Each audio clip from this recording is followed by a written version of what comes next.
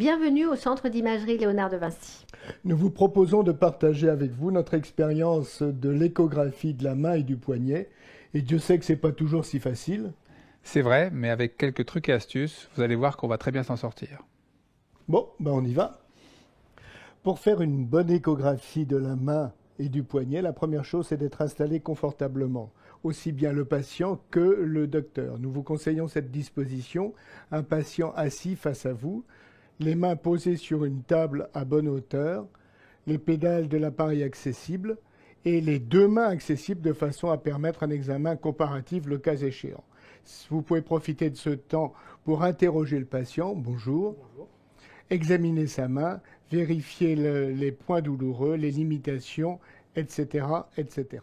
En ce qui concerne le matériel, outre un bon échographe, il est nécessaire de disposer d'une sonde linéaire de très haute fréquence, si possible d'une sonde de type club de golf pour accéder aux endroits anatomiques difficiles, et enfin de réglages adaptés aux structures superficielles.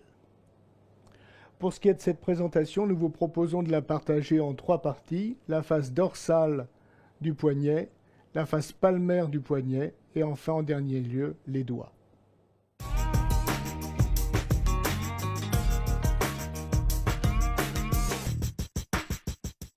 Examinons d'abord la face dorsale du poignet. L'échographie de la face dorsale du poignet commence par une vue axiale. Il s'agit de repérer le tubercule osseux le plus saillant à la face dorsale qui correspond au tubercule de Lister. Sur le versant ulnaire, un balayage latéral permet de bien repérer l'articulation radio-ulnaire distale, interligne entre le radius et l'ulna. Une translation latérale, toujours vers le versant ulnaire, va permettre de repérer la gouttière ulnaire à la face dorsale de l'ulna. On repartira du tubercule de Lister pour repérer la gouttière des tendons extenseurs radiaux, puis on basculera sur le versant radial du poignet pour dégager la gouttière du radius ou gouttière radiale.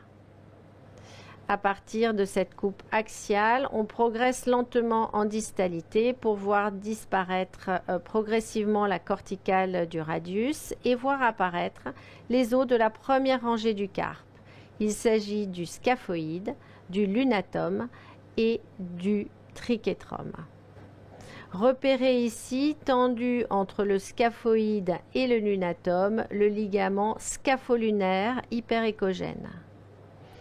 Une translation de 1 cm vers le bas permet de voir apparaître le capitatum et à la face dorsale de cet os, tendu entre le scaphoïde et le trichétrum, le ligament scapho-trichétral. À partir de ce point et en prenant le trichétrum comme point fixe, on bascule la sonde vers le côté radial pour dégager le ligament radio-trichétral dorsal. La vue sagittale dorsale du carpe permet de repérer les reliefs osseux du radius, du lunatum et du capitatum et les différents interlignes articulaires. Ici, l'articulation radiocarpienne et son récessus synovial. Ici, le récessus médiocarpien.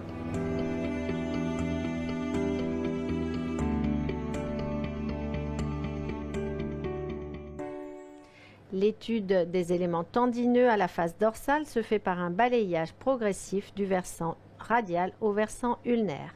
On étudiera successivement le premier compartiment, le deuxième, le troisième, le quatrième, le cinquième et le sixième compartiment dorsal.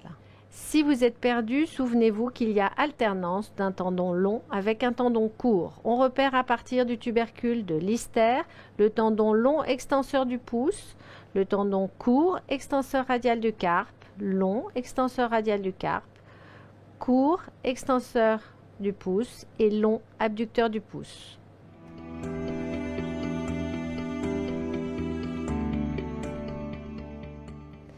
Le premier compartiment dorsal du poignet est un tunnel ostéofibreux qui contient les tendons long abducteurs et court extenseurs du pouce.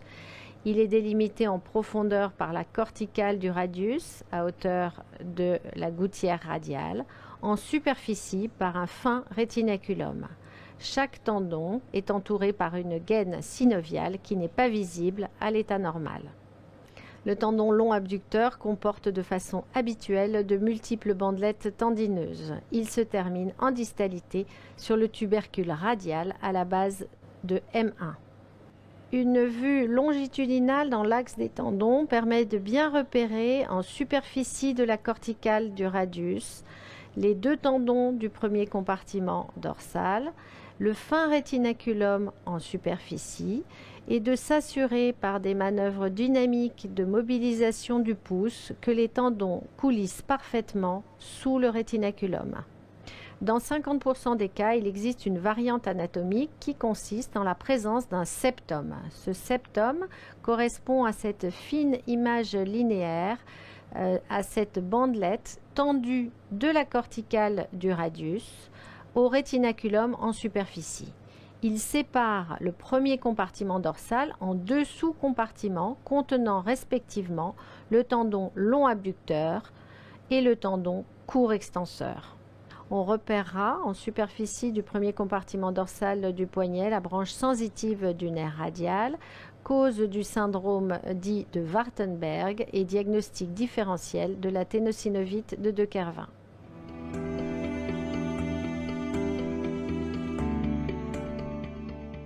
Le deuxième compartiment dorsal du poignet contient les tendons extenseurs radiaux du carpe, le court extenseur radial et le long extenseur radial. Ils cheminent verticalement à la face dorsale du carpe jusqu'à leur zone d'insertion distale, respectivement sur M3 et M2. La vue sagittale du carpe dans l'axe longitudinal du tendon permet de bien analyser l'insertion distale au-dessus de la jonction carpo-métacarpienne. Vous noterez sur ce balayage axial que les tendons du premier compartiment dorsal vont surcroiser les tendons du deuxième compartiment dorsal à environ 10 cm de la styloïde radiale. Une bursopathie entre les deux groupes tendineux va donner le high crépitant du poignet.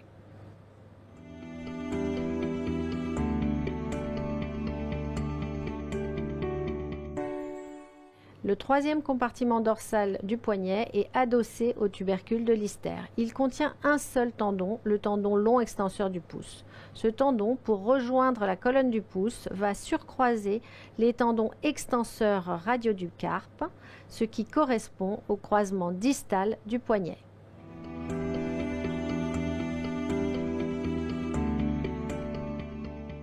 Le quatrième compartiment dorsal du poignet contient les 4 extenseurs communs des doigts, l'extenseur propre de l'index. Ils sont contenus dans une gaine synoviale commune.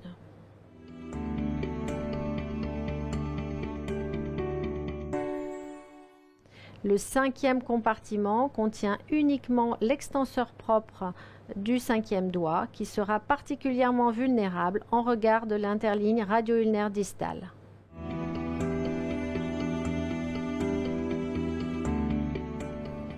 Le sixième compartiment dorsal du poignet contient le tendon extenseur ulnaire du carpe. Il est solidement maintenu dans la gouttière par un rétinaculum propre qui s'insère de part et d'autre de la gouttière sur le périoste. Ce sixième compartiment est recouvert en superficie par l'expansion du rétinaculum dorsal commun du carpe. Pour tester la stabilité du tendon extenseur ulnaire du carpe dans la gouttière ulnaire, on effectuera une manœuvre dynamique de supination forcée. La sonde est fixée à la face dorsale de l'ulna et suivra cette face dorsale pendant toute la manœuvre de supination.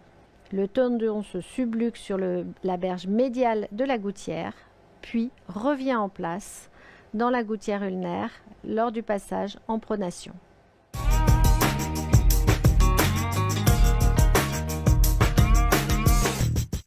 Abordons maintenant la face palmaire du poignet. 2 coupes permettent de se repérer.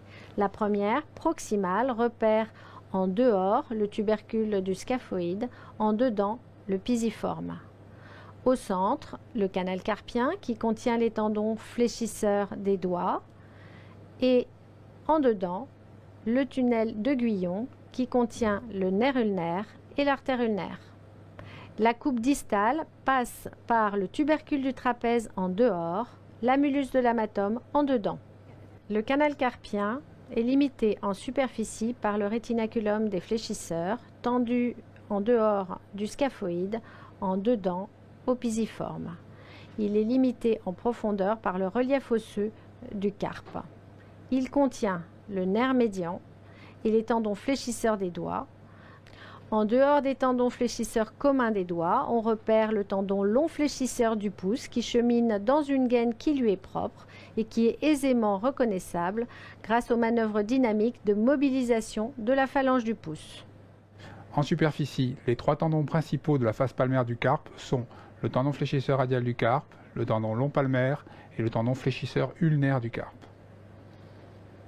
Le tendon fléchisseur radial du carpe est facile à repérer en superficie du tubercule du scaphoïde.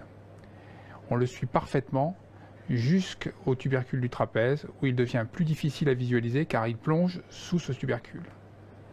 Il en est de même dans le plan sagittal où le tendon fléchisseur radial du carpe est parfaitement visualisé jusqu'à l'articulation scapho-trapézienne, puis il est plus difficile à voir lorsqu'il plonge sous le tubercule du trapèze. Pour visualiser l'insertion distale du tendon fléchisseur radial du carpe sur la base des métacarpiens, il faudra utiliser la manœuvre du levier de vitesse, qui consiste à décaler sa sonde en dedans, d'incliner sa sonde en dedans et de becquer cette sonde en distalité. Le tendon fléchisseur ulnaire du carpe est superficiel, présente une jonction myotendineuse relativement basse. Il est situé en superficie de l'artère ulnaire et va s'insérer sur le pisiforme. C'est le seul tendon qui n'a pas de gaine synoviale au niveau du poignet. Dans le plan sagittal, les tendons fléchisseurs comme le nerf médian ont un aspect fibrillaire. Le nerf médian se situe en superficie des tendons fléchisseurs et sous le rétinaculum des fléchisseurs du carpe. Dans le plan axial, le nerf médian présente un aspect folliculaire caractéristique.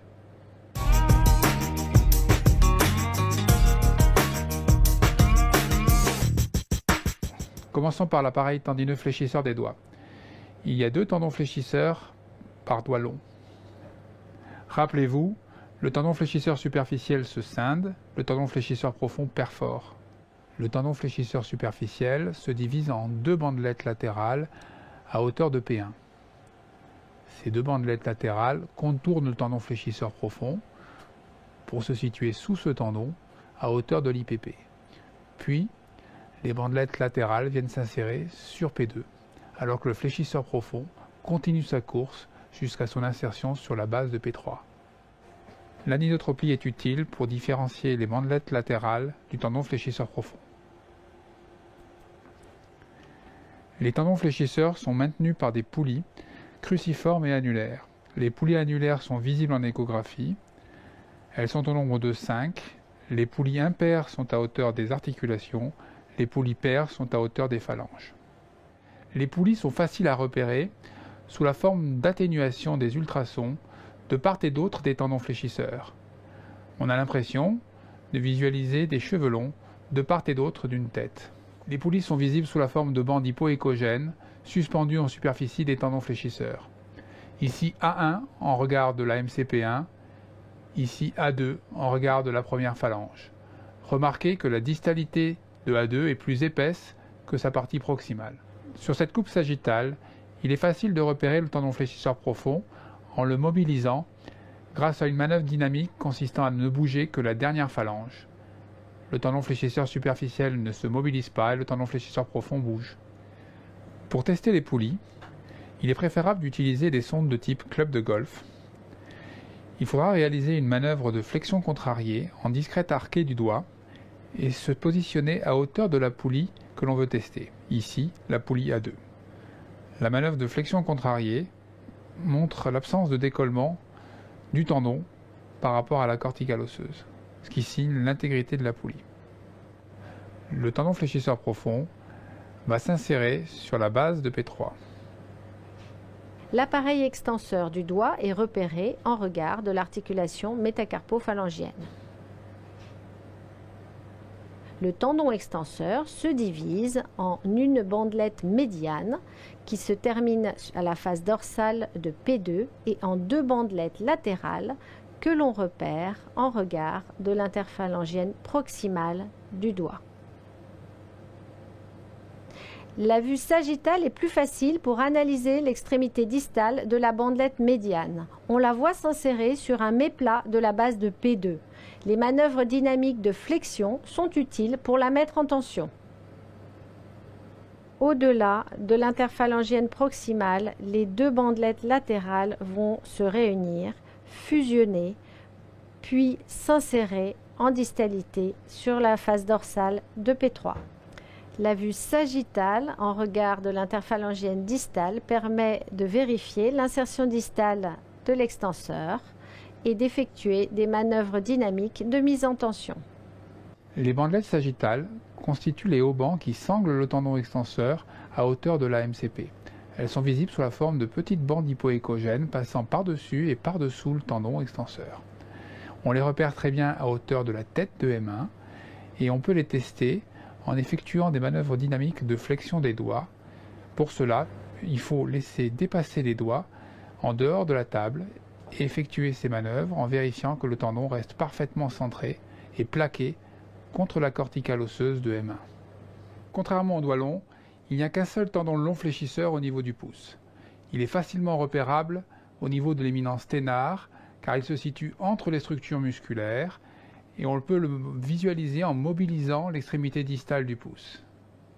On le suit ensuite parfaitement jusqu'en distalité, il passe entre les sésamoïdes, au niveau de la MCP, puis finit son trajet au niveau de l'insertion sur la base de P2. Pour explorer le ligament collatéral médial de la MCP1 du pouce, il faut placer un tube de gel sous le pouce afin de bien exposer la face médiale de l'articulation. Il faut ensuite positionner sa sonde en coronale en obliquant un peu la distalité en palmaire afin de suivre le faisceau ligamentaire qui est également oblique. Sur cette coupe coronale, on visualise parfaitement le ligament collatéral médial qui est tendu de la tête de M1 jusqu'à la base de P1. En superficie de ce ligament collatéral médial, on visualise une petite bandelette qui correspond à l'expansion de l'adducteur du pouce. Cette expansion de l'adducteur du pouce se situe donc en superficie du ligament collatéral médial et est reliée à l'appareil tendineux extenseur du pouce. Pour la mobiliser et bien la visualiser, il suffit de faire bouger le pouce par des petites manœuvres de flexion-extension, ce qui permet parfaitement de voir le mouvement de cette aponévrose en superficie du ligament collatéral médial.